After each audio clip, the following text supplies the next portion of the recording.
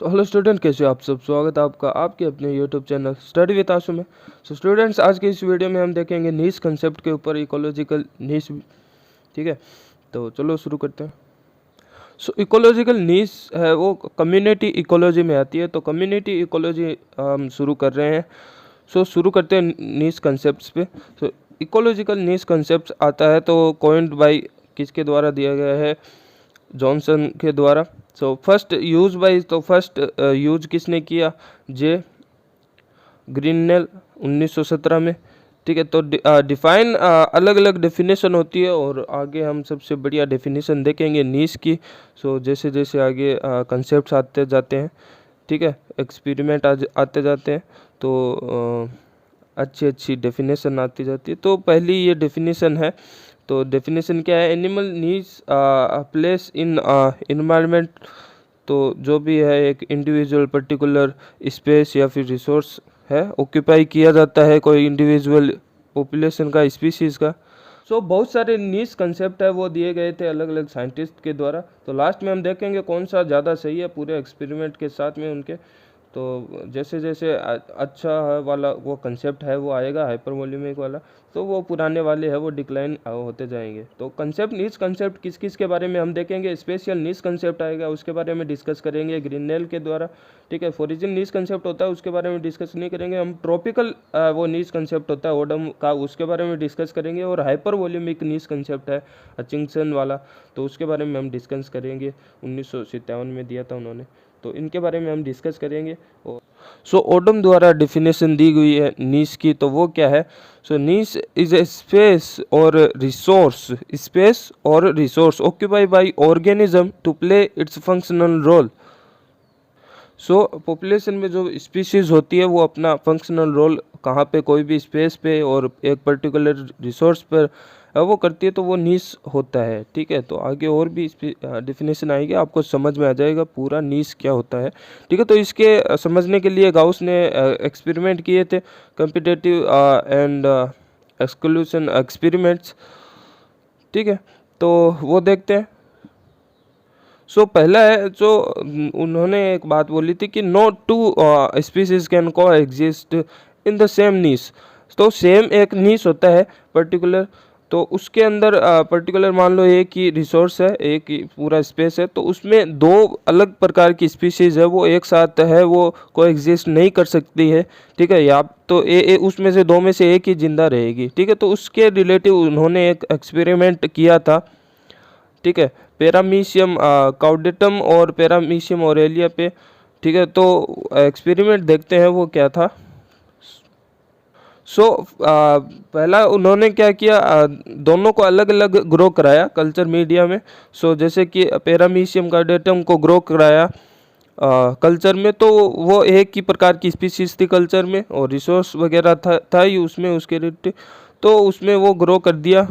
ठीक है, एकदम फास्ट।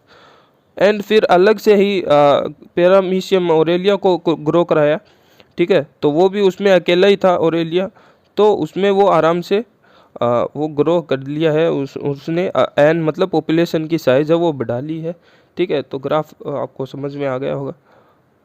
लेकिन जब उन्होंने दोनों को एक साथ ही मीडिया में है वो ग्रो कराया, एक साथ दोनों को डाल दिया, देखो पैरामीशियम ओरेलिया भी है एंड काउडेटम भी है, तो दोनों को जब ग्रो कराया तो दोनों में से एक ही है वो लास्ट में है वो ग्रो, पहले तो दोनों ग्रो कर रही थी। ठीक है, लेकिन बाद में क्या हुआ, एक ने है वो दूसरे को हरा दिया कंपटीशन करके, तो दूसरे ने एक दूसरे का एक्सप्रेशन एकदम लो कर दिया। ठीक है, पैरामीशियम ओरेलिया है वो डोमिनेंट हो गई उसके ऊपर और वो जीत गई। ठीक है, तो डोमिनेंट हो गई और कंपटीशन करा उसने दूसरी स्पीसीज के साथ, तो उसने को एग्जिस्ट नहीं किया, साथ साथ ग्रो नहीं किए। ठीक है, तो ये था। और दूसरा एक्सपेरिमेंट था को एग्जिस्टेंस का। Coexistence can be observed when there will be divided resources. तो उसमें हमने पहले एक्सपेरिमेंट में रिसोर्स एक ही प्रकार का था।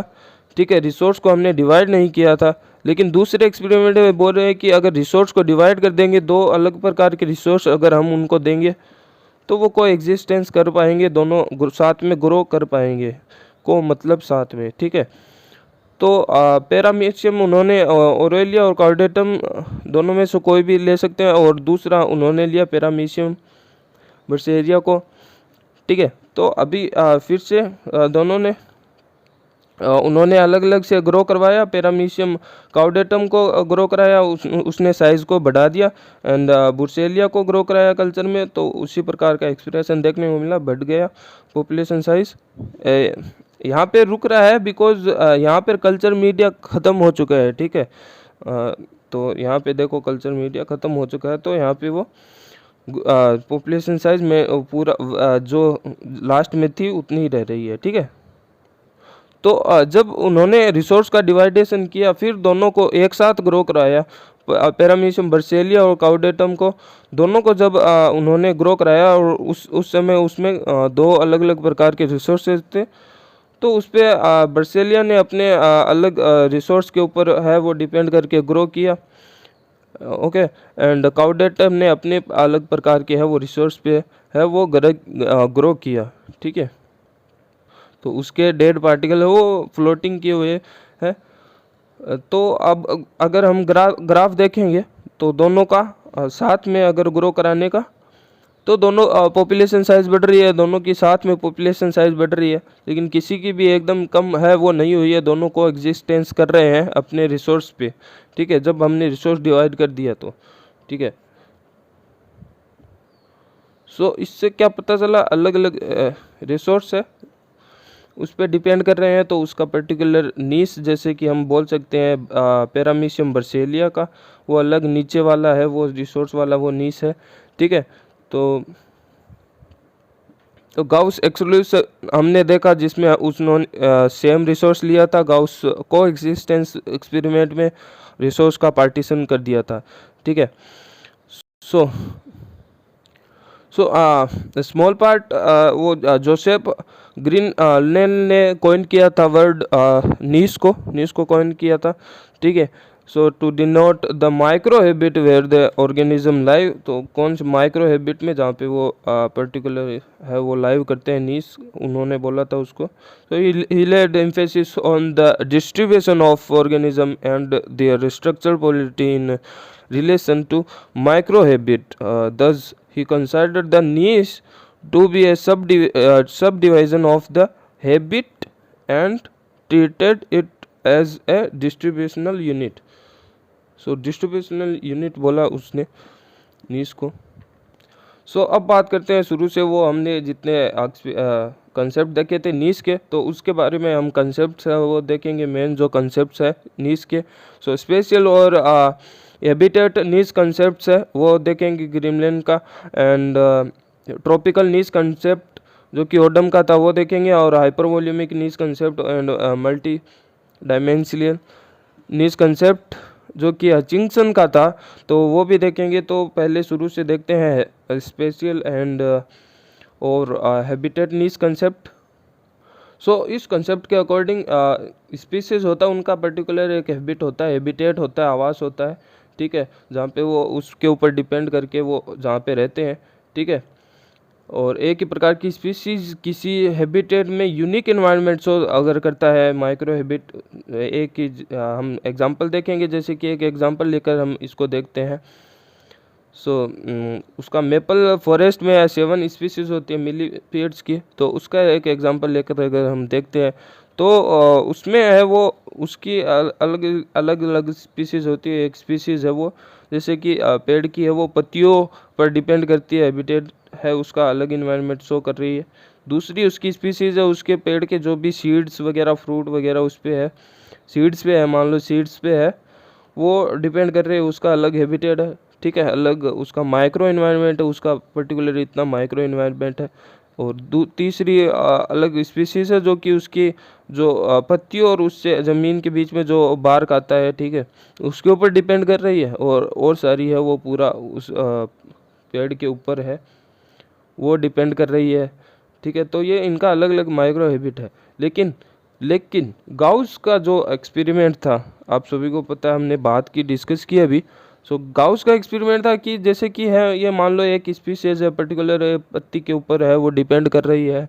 ठीक है, तो इसके आसपास कोई अलग भी स्पीशीज़ होगी, ऑब्वियसली होगी, माइक्रो जो भी है ऑर्गेनिज्म है, और भी अलग अलग स्पीशीज़ हो सकती है, लेकिन गाउस का एक्सपेरिमेंट था कि अगर दूसरी स्पीशीज़ उसके साथ में आएगी तो को एग्जिस्ट नहीं कर पाएगी। ठीक है, फर्स्ट एक्सपेरिमेंट हमने देखा था, बिकॉज सेम अगर मान लो उसी पत्ती के ऊपर मान लो डिपेंड कर रहा होगा कोई दूसरी स्पीशीज भी होगी तो दोनों को एग्जिस्ट नहीं कर पाएगी, लेकिन यहाँ पे कर रहे हैं। ठीक है, तो ये है रूल गाउस के अकॉर्डिंग, ये सही नहीं है तो ये गलत है गाउस के अकॉर्डिंग। ठीक है, सो गलत है। तो फिर दूसरे हमारे ओडम भाई साहब आए तो उन्होंने दिया ट्रॉपिकल नीश कंसेप्ट। तो वो क्या बोलते हैं वो देखते हैं। This refer to the tropical position food level. तो ट्रॉपिकल पोजीशन आप सभी को पता होगा, ठीक है, जो कि उत्पादक होता है, जैसे कि प्राइमरी है वो प्रोड्यूसर प्लांट्स है। ठीक है, तो उसके ऊपर डिपेंड करने वाले हर्बीवर कार्निवर आगे चलते जाते हैं तो ट्रॉपिकल लेवल बढ़ते जाते हैं T1 T2 T3। ठीक है, तो उसके अकॉर्डिंग उन्होंने ट्रॉपिकल नीश को है वो ट्रॉपिकल लेवल के अकॉर्डिंग उन्होंने नीश को बताया। ठीक है, तो ट्रॉपिकल पोजीशन के ऊपर फूड लेवल के ऊपर उन्होंने बताया। तो organism for example in the Galapagos island in South America, birds belonging to the three genera name Geospiza जो कि ग्राउंड फिंचेज है, जो कि ग्राउंड में ग्राउंड है उस पे रहते हैं ज़मीन के ऊपर, और बहुत सारी फिशेज है वो पेड़ के ऊपर रहती है। और अभी पीछे वाला एग्जांपल देखा था बिल्कुल वैसा। सो तीनों अलग अलग फूड पर है वो, ट्रॉपिकल लेवल पर है वो डिपेंड कर रहे थे, तो लेवल को ऑक्यूपाई कर रहे थे। ठीक है, तो तीनों T1 T2 T3 तीनों का अलग अलग है वो ट्रॉपिकल लेवल था।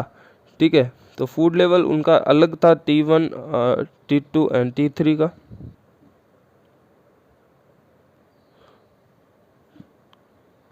सो habitat is only on address. तो हैबिटेट जो आवास होता है जहाँ पे वो रहते हैं तो वो ओनली एक एड्रेस होता है इस कंसेप्ट के अकॉर्डिंग। ठीक है, तो वो सारे कंसेप्ट है वो गलत हो जाएंगे, टेंशन मत लेना। आप भी सोच रहे होंगे कि यार ठीक है, तो वो सारा आगे आ जाएगा। तो niche must is define by its functional role not by habitat और माइक्रो हैबिटेट।